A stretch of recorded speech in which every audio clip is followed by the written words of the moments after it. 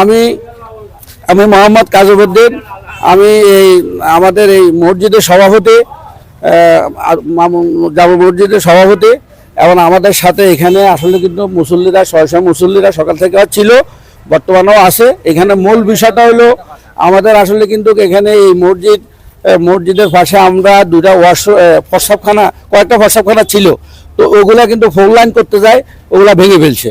এখন ভেঙে ফেলার পরে আমরা এখন মুসল্লিরা এখানে নামাজ পড়তে আইলে এখানের মাধ্যমে মানে প্রস্রাবখানা জায়গা যাওয়ার মতো কোনো জায়গা নাই, তাৎক্ষণিকভাবে আমরা সরকারি জায়গার মাধ্যমে দুটা প্রস্রাবখানা করি এবং রিং দিয়ে বিভিন্নভাবে করি এবং এগুলো নিয়ে আমরা ব্যবস্থা নিই। এখন কিছু মানে এখন আজকে সকালবেলায় আমরা জানতে পারলাম, আমরা এগুলো করছি প্রায় 10 দিনেরও বেশি হয়েছে। এখন আজকে সকালবেলায় হঠাৎ অতর্কিতভাবে আমাদের এই মসজিদের পাশের বাড়ির কিনা একজন ফারুক, নুরুল মিয়ার ছেলেরা 4 জন, একজনের নাম ফারুক, আরেকজন হলো শামীম, আর ঘরে তুহিন, আর হলো আরেকজনকে সফল।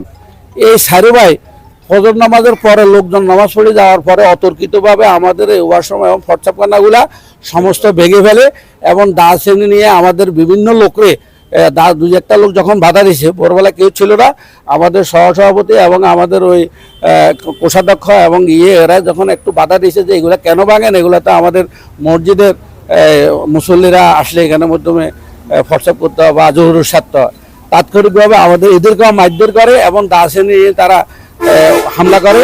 এবং আমি দ্রুত আপনাদের এই মসজিদ কমিটির পক্ষ থেকে বা মসজিদ কমিটির সবাই লোকজন আছে, এখন এলাকার মুসল্লিরা আছে, যে এটা দ্রুত প্রশাসনিকভাবে পদক্ষেপ নিয়ে তাদেরকে আইনের আওতায় নিয়ে তাদেরকে জিজ্ঞাসা করা হোক যে তারা কেন এগুলা ভাঙা হইলো, কোন যুক্তিতে ভাঙা হইলো।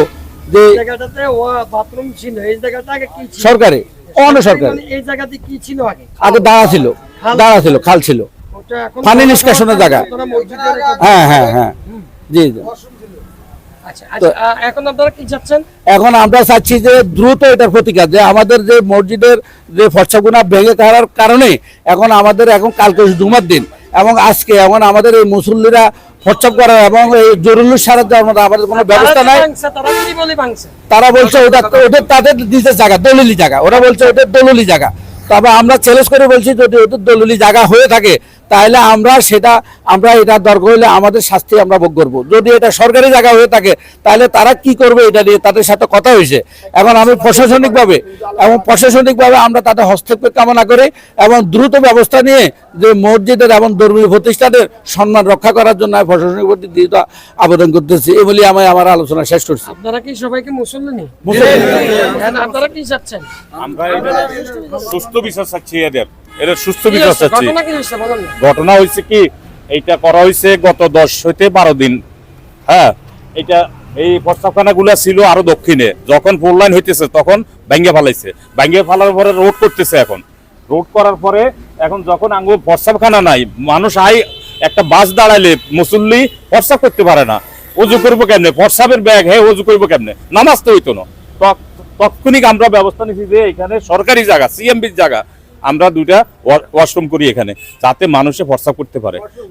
প্রস্তাবখানা যাই হোক, আমরা প্রস্তাবখানা করছি, সবার থেকে 2-1 টাকা করে কালেকশন করি, এটা প্রস্তাবখানা করছি। আমাদের 20-25 টাকা গেছে, রিং দিয়ে করছি নিচে, যাতে করে কোনো গন্ধবাস না আসে।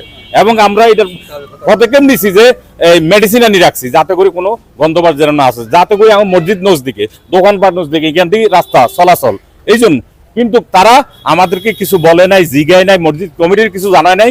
অতর্কিতভাবে সকালবেলা চুরি করি ওনারা মসজিদে বসে রয়েছে 4 জন, মসজিদের মুসল্লি যাওয়ার পরে আসতে বাইরে এগুলা ভাঙ্গিয়া ফেলাইছে।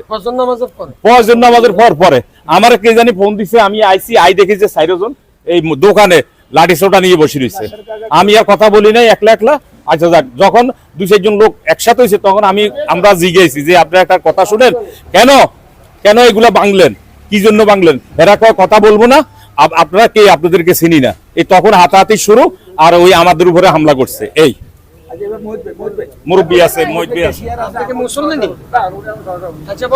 আমাদের এখানে প্রস্রাবের জায়গা জন্য রিং বসানো হয়েছে কাগজ দিয়া, কোনো স্থায়ীও না, মুসল্লি অস্থায়ীভাবে